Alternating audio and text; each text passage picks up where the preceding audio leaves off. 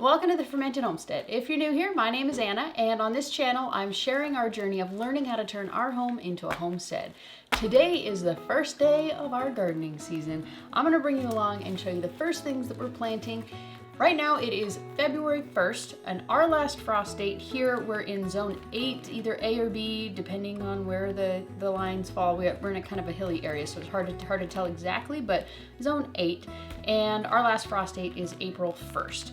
We lived at this same property last year, and I did test that one out. I wasn't comfortable planting it so early because it just seemed so extreme that April 1st would be the last frost date because I'm used to it being much later. And so I tested it out, and I didn't even plant anything until like mid-May. It was so much later than needed. I wasted an entire month of planting. So kind of my planned first frost date is going to be like, you know, the end of the first week to like the second week of April, and I'm basically just planting it by the moon, and I'm planting it based on the the Farmer's Almanac. I looked it all up, entered all my information, printed out everything as to when to plant it. They tell you how to plant it based on the last frost date and also just by the moon. And so I'm just doing it based on the moon basically, except this first planting. I was supposed to do it last weekend, but I didn't have the seeds. They hadn't arrived yet. This weekend is the planting date. I want to bring you along, and I'm going to show you what we're going to do with it. I'm going to show you the few seeds that we are planting. We're not planting a ton. And then I'm also going to show you a new, like a seed starting mix that I'm coming up with. If you saw it, or if you didn't see it, I'll go ahead and link it here. But I did a video. I made it last fall, but I just posted the video because I forgot about it. So I went ahead and posted it, hopefully just in time for you guys to get going on that. And if you guys are all living on a homestead or you're living on a larger property, if you have a truck, that's the way to go. Absolutely 100%. That is the cheapest route. Completely. You get an entire cubic yard of soil for like 25 to 30 bucks. That, you know, could even go as cheaper than that. Just depends on where you live. But that's definitely the most economical way to do it. So I wanted to go ahead and I wanted to try a different recipe for soil.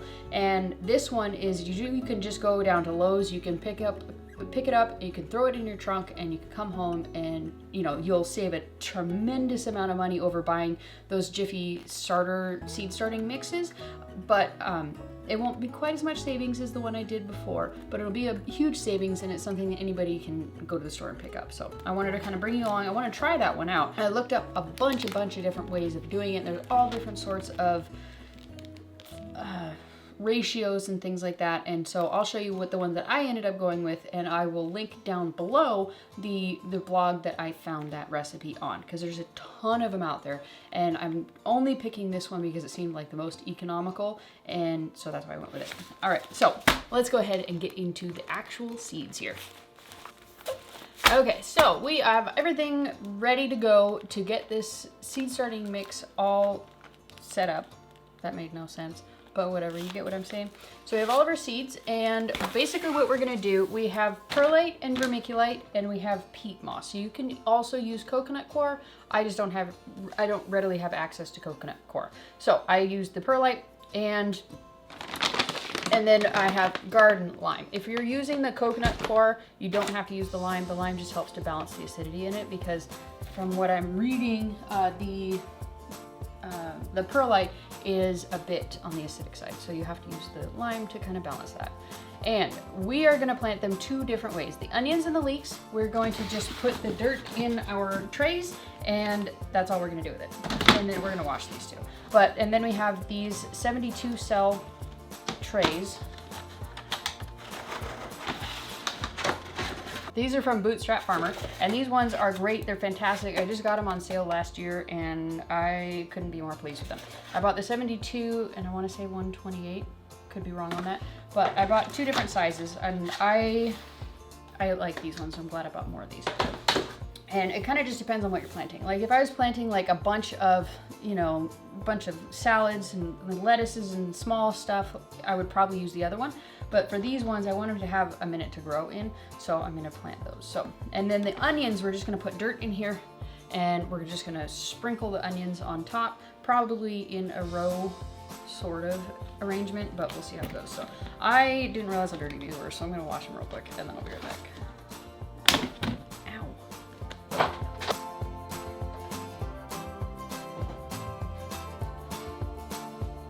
So now we're ready to actually make our mixture. And basically what we're gonna do is we have peat moss here. I went ahead and dumped it out of the bag that it came in because it was just too large and I wanted to be able to separate it out of it. And so I put it in this bin here. And then we're gonna do 8 parts of peat moss. 1 part perlite and 1 part vermiculite. And that's all there is to it. So I'm gonna, and the way that you do the parts, you can do it in any quantity that you want. You could use a cup measuring spoon, you could use a gallon measuring. It's just if you're doing gallons, you would do 8 gallons of peat moss, 1 gallon of perlite, and 1 gallon of vermiculite. And then we're just gonna add some lime to it. I'm not gonna be super crazy about it. I think the one of the recipes that I came across said that you want to do, I want to say it was a tablespoon per gallon. If I'm wrong on that, I'll make sure to put that here so you guys know, but I believe it was 1 tablespoon per gallon of peat moss.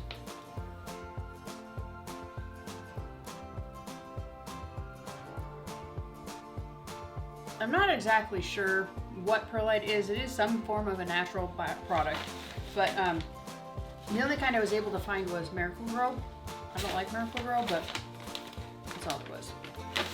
So if I can find a different brand, I highly recommend it.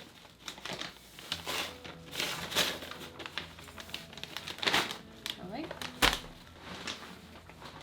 Okay, and then one of these. And then we're going to do that a few more times. I want to get this bin filled up. I think I'm going to need quite a bit to actually fill these up. So I'm going to do that. And while we're mixing these up, we do have some water on the stove coming to a boil. And we want to add boiling water to this because it will kill off anything, I think it's called fungus gnats, but it'll kill off anything that could be in there that could, make the seed starting process not so great. Okay, so we have two of these batches mixed up. I'm gonna go ahead and show you what it looks like.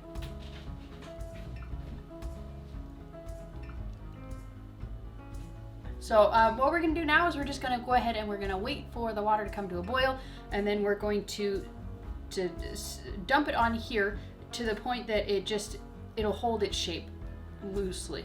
And it's not gonna be super soggy, but it's not going to be very dry. We're going to try and find that right middle spot, and I'll show you what it is when we get there.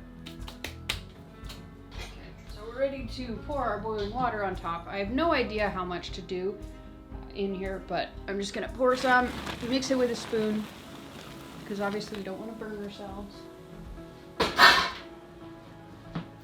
Let it kind of soak in there.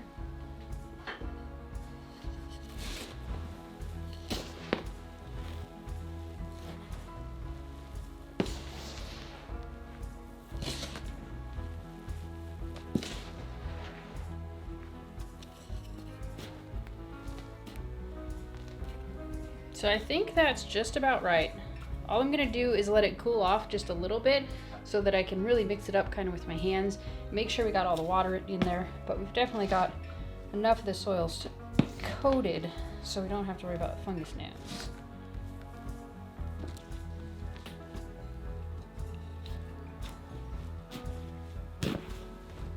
And I did add another, this is actually a triple batch. So I added another one while I was waiting for the water, because just looking at what I want to plant, I just kind of thought maybe I didn't have enough.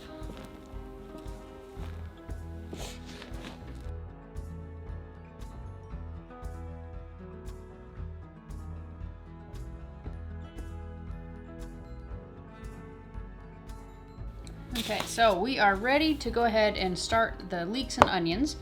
And this is kind of cooled off, at least enough to be able to touch. At least around the edges. It's still kind of hot, but whatever.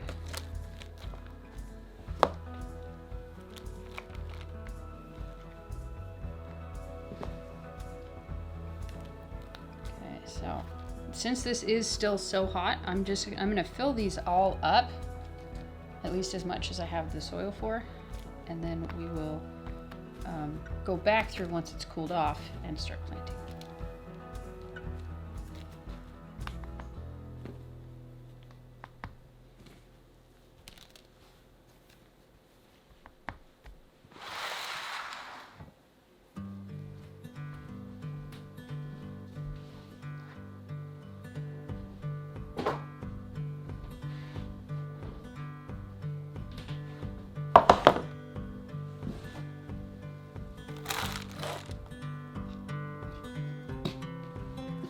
So that's all that I do with getting these all set up. Basically what I do is I just fill these up once and I kind of push them down, not crazy hard, but I just kind of push them down, and then I put more on top of it and I don't push that down at all. And that seems to work out okay. It seems to leave me enough room to be able to plant something on top. And it is still, like, it still has some give to it. Let's see if I can get them a little bit closer. Like, there's still enough give to it that I can push it down and put the seed in there. So, on to the actual seed part. Now we're ready to go ahead and plant the onions and the leeks. And the way that I found to do it, I don't remember where I originally saw how to do it, but it worked for me last year.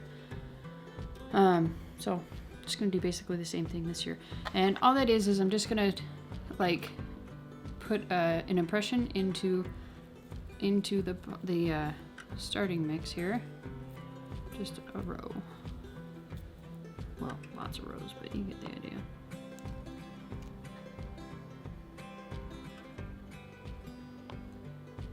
And what did I want? I wanted 5. Do however many rows you want. This is going to be Leeks, and I have 2 of the new ones. I have the Autumn Giant and the Esther Cook, and then I have a little bit left over from last year. It was the American Flag Leek. So I'm going to do 1 row of these and then 2 rows of these, and all I'm going to do with them, I'm going to put them in your hand or not, whatever, and we're just going to sprinkle it pretty heavily into these little rows.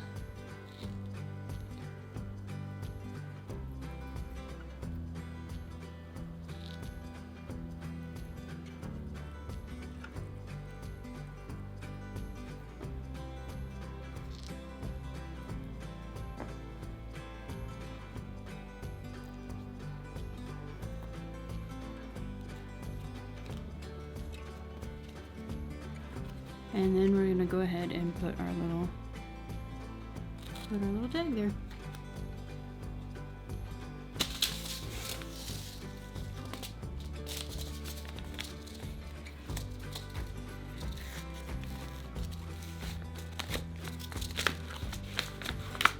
Okay, so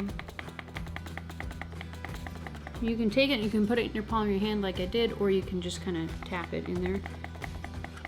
Just make sure you do it on the non-adhesive side. Like, this is the side that has the glue on it, so I'm going to put it onto this side.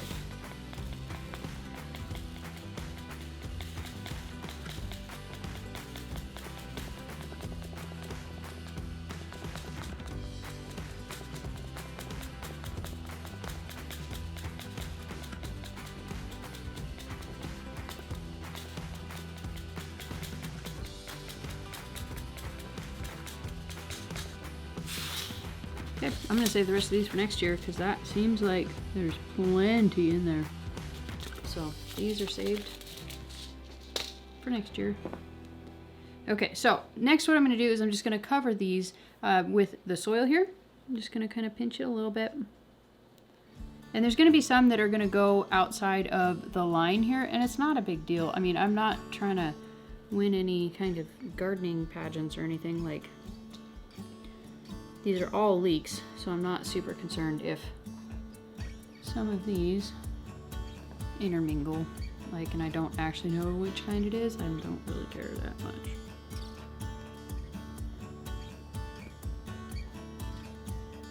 There we go. Now, vermiculite, we're going to put it on top just so it has a way to capture the moisture. We're not burying these deep at all.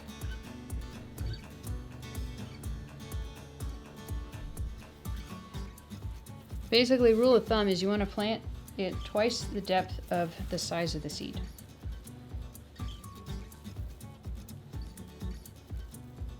Okay, so there we go. That's done. Now we're going to spray it down.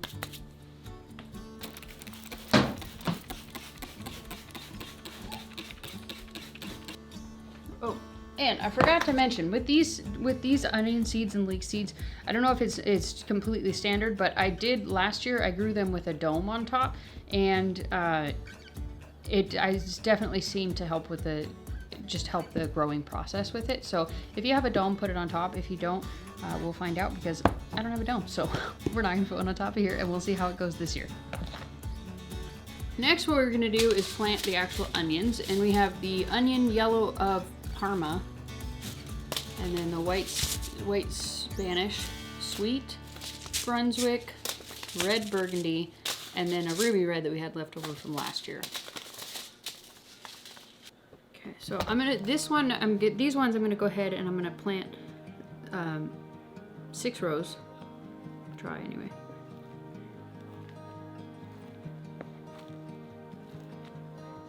I think that'll work. I'm not digging tremendously far in here. Like, we're just trying to get a groove that'll settle in. That's it. Okay, there we go. All right, so this row we're gonna do the ruby reds, which we just have a little bit in here, and then we have a larger pack of these yellows of Parma, so we're gonna probably do 1 row of these red ones, and then the rest are gonna be the onion yellow of Parma.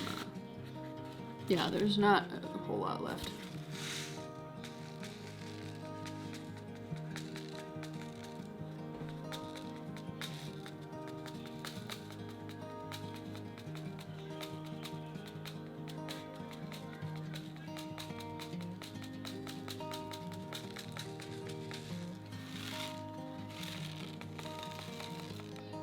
I don't feel comfortable planting more, so we're gonna save these for next year, I guess.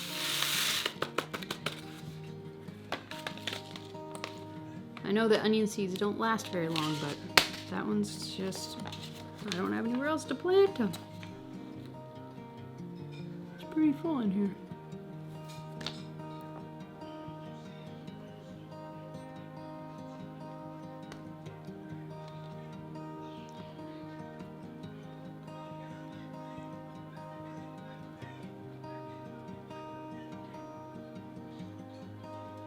Now what we're gonna do is we're gonna plant all of the other stuff. I have this kind of mapped out, and basically I'm gonna plant 2 of this stack. So I got 2 Apocalypse Scorpion, Poblano, Ancho Grande, that one, Ozark Giant, Chocolate Beauty, Serrano, Paseo Bajo, I don't know, Paseo, Chinese 5-color. Okay, I'm gonna plant 2 of those. I'm gonna plant 3 of these Thai red chili, Buena Malata, Sugar Rush Peach, Anaheim chili, Shishito, Tomatillo, Dr. Wychee's Tomatillo, Pineapple Tomatillo, Grande Rio Verde, Craig's Grande Jalapeno, Big Jim Hot Pepper, Zapoteg Jalapeno, Cardi West Indies Red, and a Hungarian Yellow Wax Pepper. And then I'm gonna plant, and cherry bomb. And then I'm gonna plant 6 of these cayenne long peppers. So I'm gonna go ahead and, and then, that's what it was. I am gonna plant a bunch of these ones. These are kind of like winter type crops. I wanna make sure I have a bunch, so I'm gonna plant,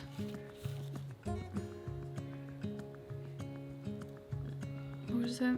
I'm gonna do 2 trays filled with just these ones. So I'm pretty sure each one gets like 24 something. So I have the 3 different kinds of celeriac, and then Brussels sprouts and fennel. So we're gonna fill 2 trays of these with just these starts here. And then we're gonna do 1 tray of a row each of anise, a dill, tamarillo.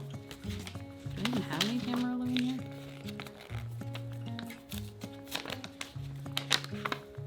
Okay, yeah, I do. They're just really small. Okay, the loofah, Armenian yardlong, yarrow, another yarrow, cinnamon basil, blue spice basil, Thai, Genovese, and Tulsi. And then, so this one is just going to be one tray. So I think it's one row for each one. And then, so I'm just going to do these as quick as I can. I have to make up a bunch of tags for these, so that's going to take me a little bit. But I will show you in the end kind of what we have. Okay, so here is the setup that we have for all of the seeds that we just started. I have them all underneath the grow lights. They don't need to be under grow lights, but that's just the way that I have it set up, and it's on a timer, so I don't have to worry about it.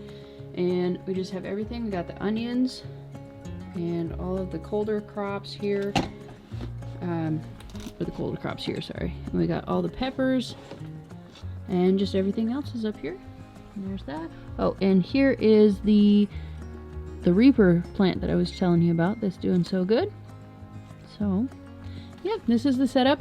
If you're interested, I will link all the stuff that I have for this setup down below. I'll link all of these things, and I'll link the lights and my timer that I have over there, everything that I have that works well for me.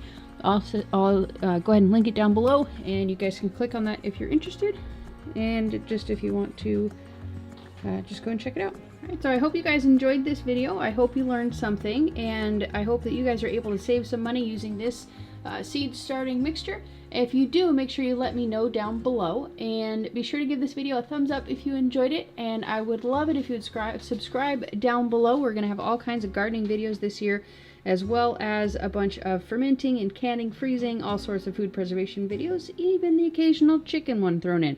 So make sure you give this video a thumbs up, and we will see you next time. Thanks for watching. Bye.